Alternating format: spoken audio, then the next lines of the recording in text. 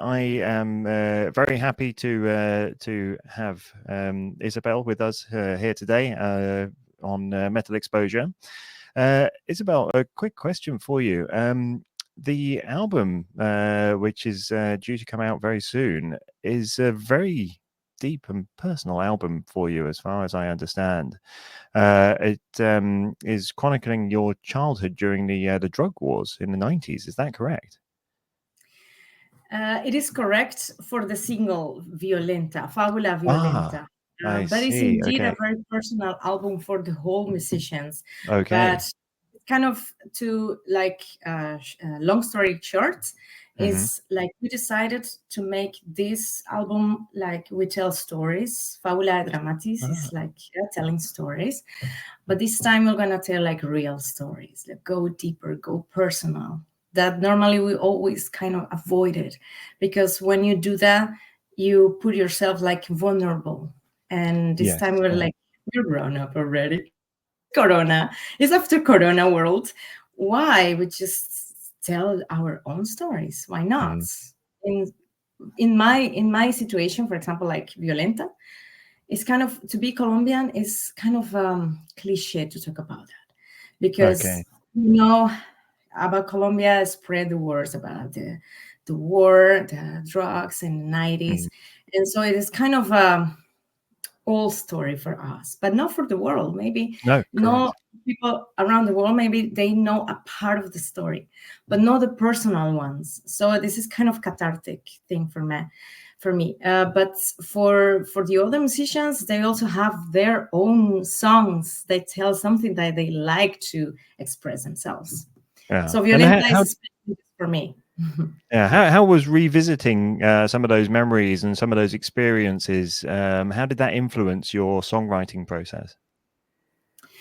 Well, it is like when I was listening to the composition that Daniel did with Fabula Violenta, our producer said like, wow, those guitars sound really violent.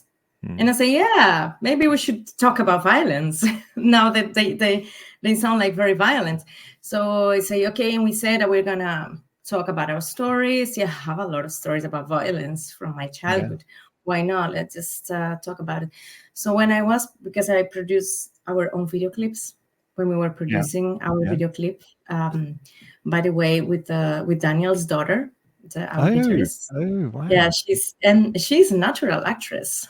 Yes, no, I thought you had hired a professional for that one. It was very impressive. No, she's just full of talent, just like her father.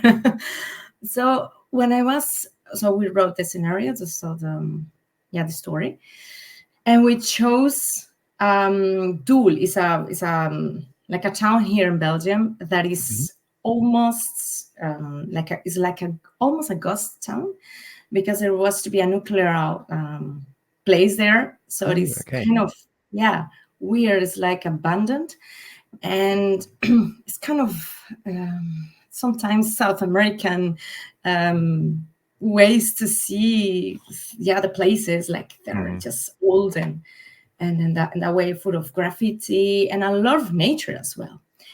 So I thought, okay, that would be something that might represent South America in some way, of Colombia.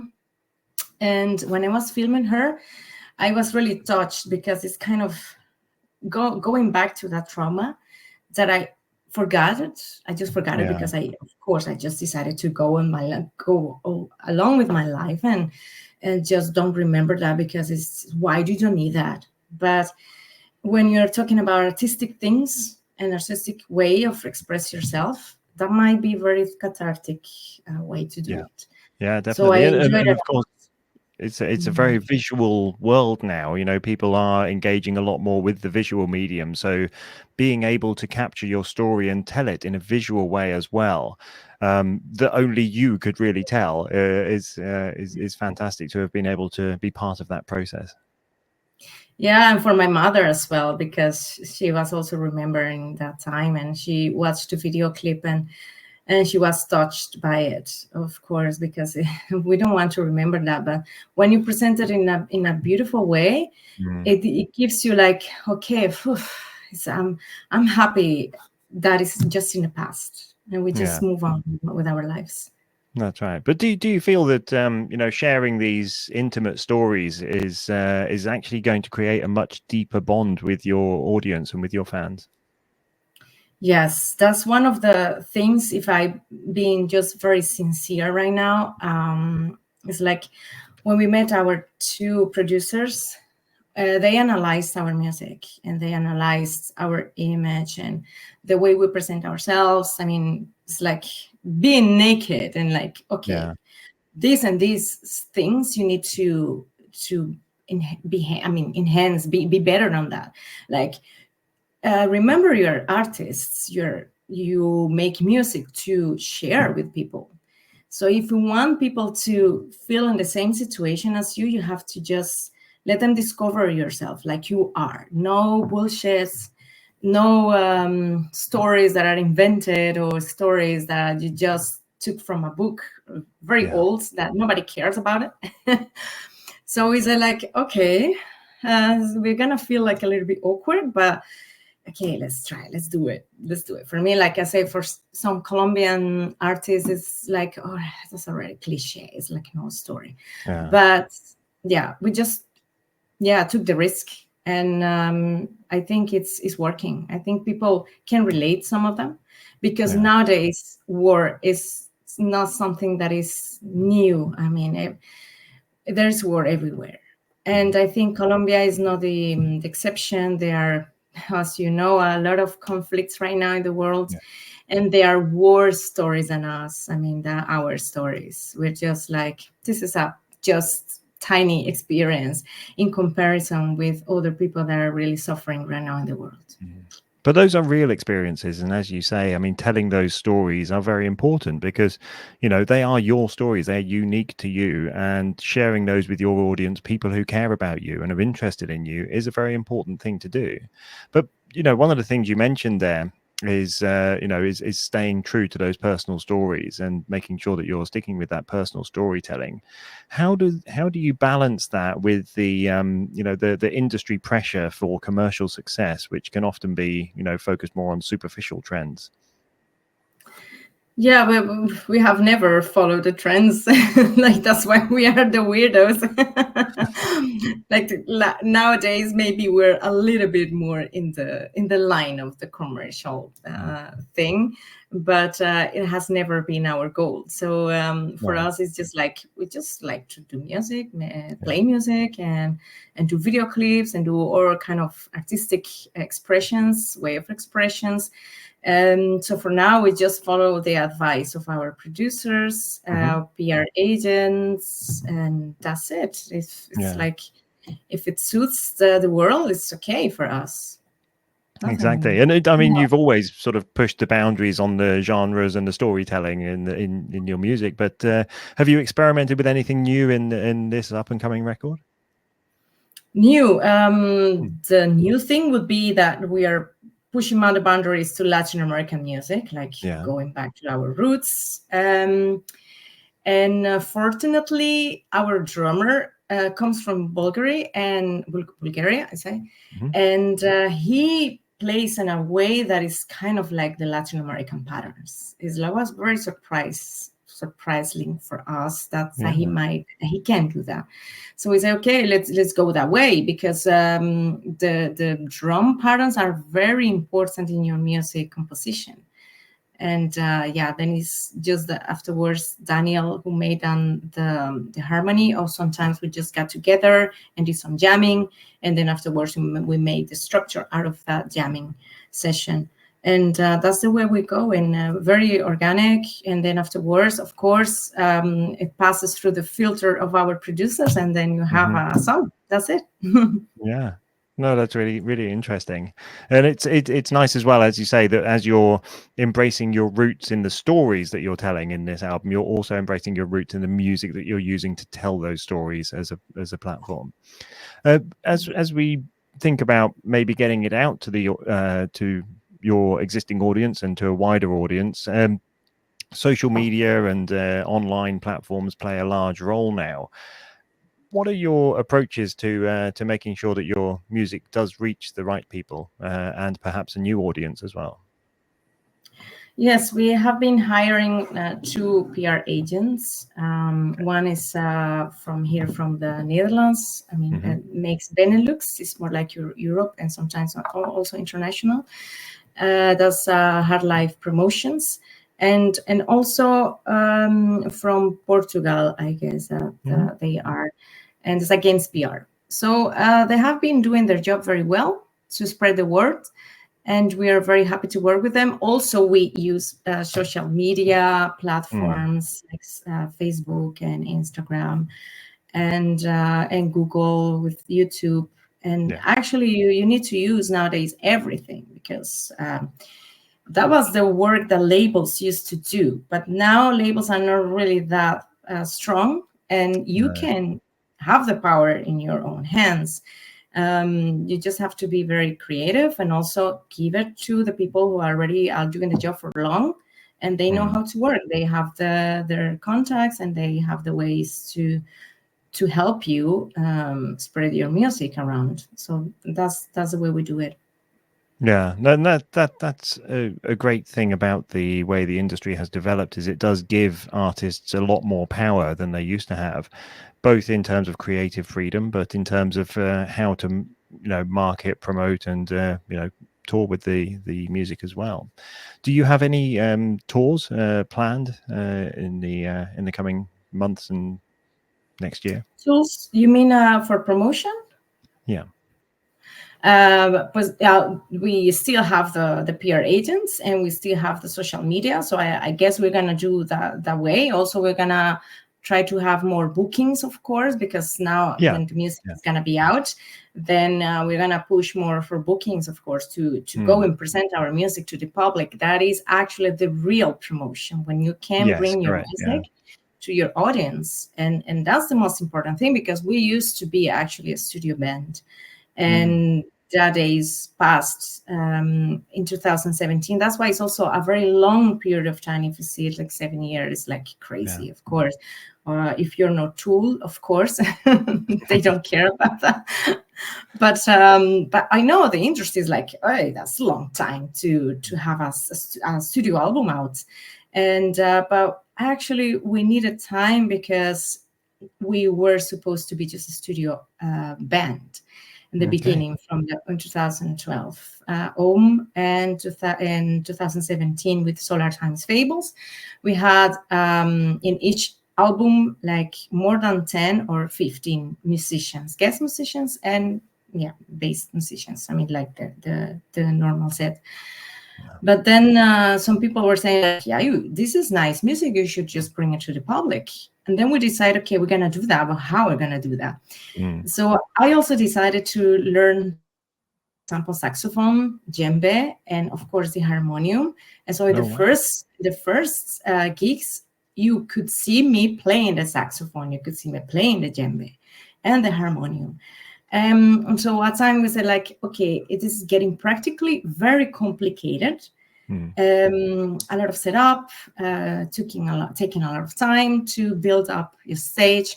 And so we said, okay, we need to be like more, just to the point. So I decided also to focus on my voice. I also needed to learn how to growl. I didn't know how to growl before 2017. And so I decided to learn that technique and to do it well. It's just not like blah, blah, blah, do something. That's it. Because I studied classical music, so I'm very aware that you could harsh your voice if you're not doing the right technique. So I was working on that. And of course, we were having different lineups, changing of lineups, mostly bass and drum, until we have the actual lineup. And on that, we built up like, okay, now we're ready to produce our new album in the way we are right now. Music that will represent us as musicians and as people, as person. And that's why it took so long.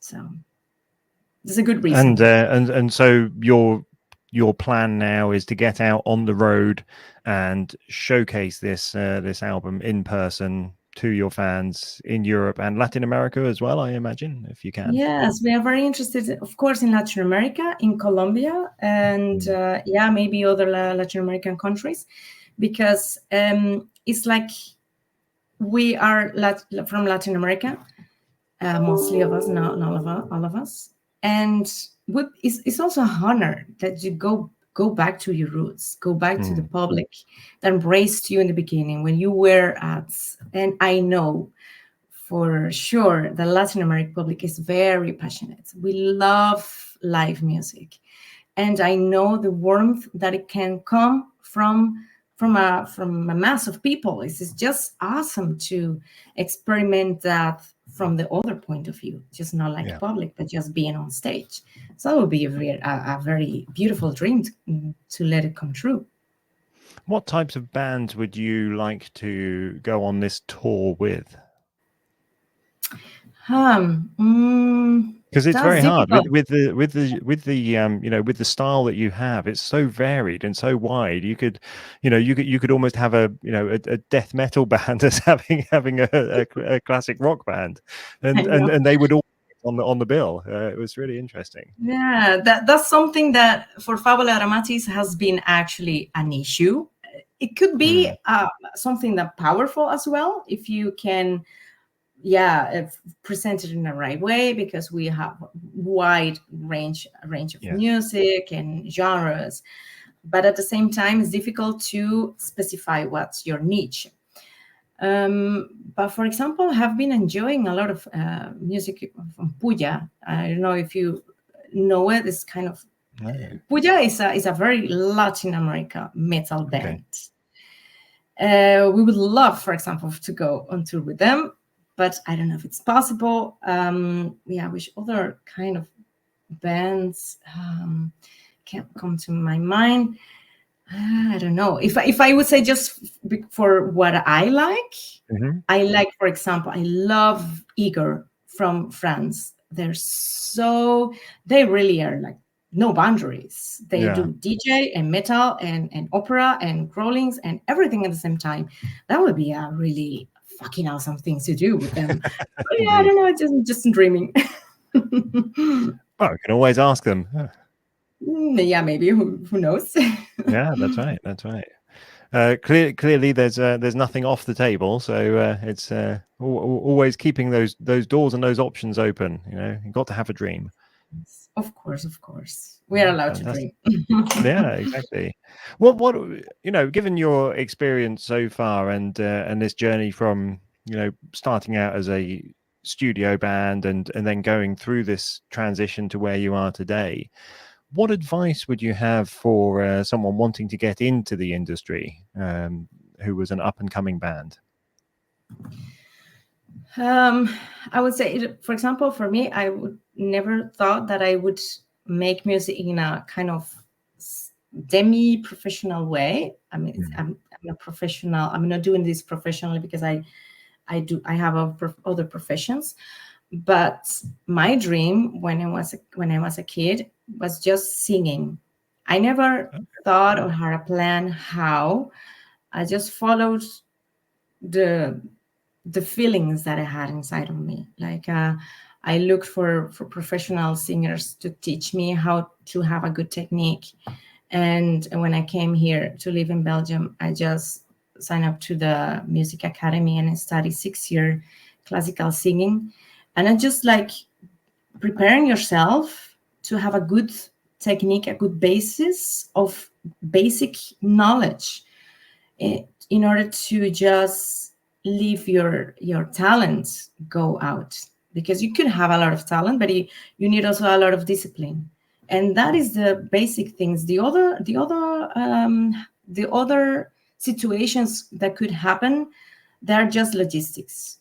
But for me, it was prepare yourself. I want to prepare myself. I want to be sure what I'm doing, and from that, the sky's the limit. Just try it. Ask for help. Follow other people, be inspired by other artists, and that's it. That's what I did. Yeah, and it's clearly worked. So it's a good path to follow for sure. Yeah. If we come back to some of the content that you were sharing in the new album, I'm just curious: are there moments when you feel that you're perhaps sharing a little bit too much about yourself, or that you've maybe exposed yourself too much to your audience, and that maybe it's time to step back? Or do you feel a kind of strength in that openness? Yes, I cannot like avoid a little bit of shame, like because I'm very reserved. I don't like to talk about too much about my private life, but in some way, people know when you are telling the truth, when you are sharing something that it comes really from your heart, and yeah, I just decided to be open and answer those questions that for a long time ago in our Colombian society was kind of cliche. You don't talk too much about it.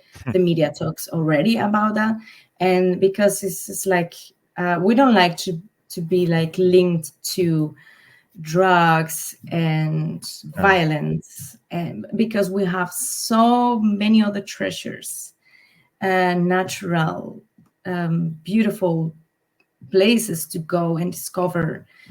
And so I just decided to be open about it, and I can answer now every question without just thinking too much about it. Just like take a little bit advantage of it, because everybody did. So why not? I just being myself. That's it. Well, that's very good. I mean, how do you protect your own sort of well-being in that environment, though, where you're having to have these type of conversations, where you're reliving those thoughts, reliving those things, every time you perform the songs, every time you hear the songs, and every time you talk about it, it's coming back. How do you protect yourself from that? Because they must have been very troubling and harrowing times as well. It's like when you dare, when you take the decision to talk about something, it is because it's really you're dealing with it in a very healthy way. It's like you're no longer the victim. I don't want to put myself as a victim. That's what I wanted to avoid, because I have been very, very, very lucky to have a good family who lived in other parts of the country. I went to live in Central America because of the war, and I also enjoyed it a lot being there in Central America. It was the first time that I had a metal band was there in Honduras. It was actually the first band with a woman actually in the metal scene as a front woman from Lady. And I just, it's like it's gone. I mean, now it doesn't hurt. I can't talk about it. It's taken away the power by putting it out there.